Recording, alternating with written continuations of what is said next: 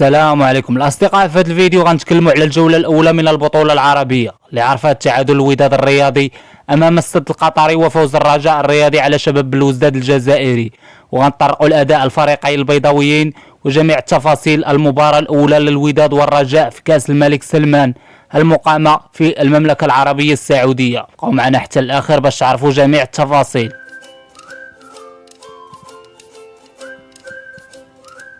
البدايه غتكون مع فريق الوداد الرياضي اللي دخل المباراه امام فريق السد القطري بنهج تكتيكي جيد من المدرب عادل رمزي اللي كيخوض اول مباراه مع الفريق الاحمر، واعطى رمزي الفرصه لعده لاعبين جدد للتحقوا بالفريق في الميركاتو الصيفي الحالي، والامر كيتعلق بكل من الياس شتي في مركز الظهير الايسر وزكريا الدراوي ومنتصر الحتيمي اللي دخل في مركز راس حربه. وبدا الوداد المباراه بشكل جيد بحيث تحت ليه العديد من الفرص لتسجيل الهدف الاول خصوصا عبر منتصر الحتيمي اللي كيبان انه باقي ماشي في كامل الجاهزيه، وهذا الشيء طبيعي بحكم ان اللاعب ما لعبش مباريات كثيره في الموسم السابق.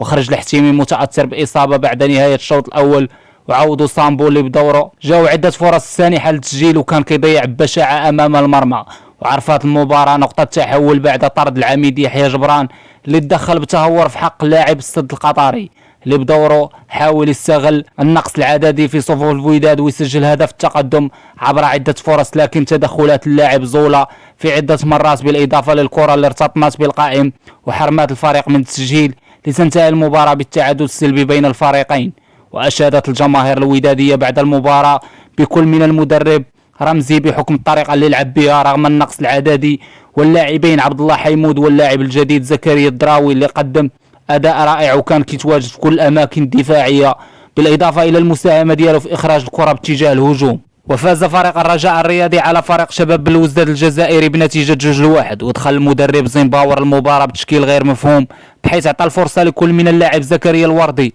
المنتهي بدنيا والضعيف تقنيا في وسط الميدان الى جانب كل من اهولو والمكعازي، واعتمد الهجوم على كل من زريده وبوزوق في الاجنحه واكسل مايكا راس حربه، شيء اللي ما نجحش مع المدرب الالماني خصوصا بعد تلقي الهدف في الدقيقه 10. وبعد عده دقائق تأكد المدرب أن أكسل ماي لا مكان له في الفريق وحتى في مقاعد البدلاء، وتم إخراجه في الشوط الأول وتعويضه بنوف الزرهوني اللي أعطى دفعة هجومية جيدة واستطاع في بداية الشوط الثاني التحصل على ضربة جزاء اللي سجل منها المتألق يسري بوزوق هدف التقدم للرجاء، واتاحت العديد من الفرص للبديل حسين الرحيمي لتسجيل الهدف الثاني، لكن الأخير كان كيضيع على الرغم من التمركز الجيد ديالو. وفي نهاية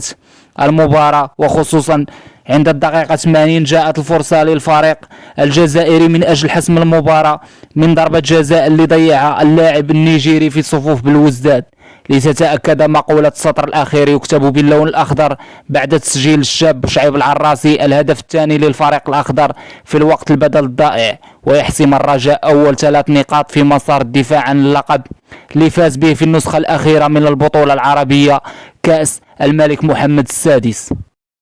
اخوان شكرا على المشاهده، ما تنساوش تشتركوا في القناه وتفعلوا الجرس باش يوصلكم الجديد، وديروا جيم الى عجبكم الفيديو. تهلاو.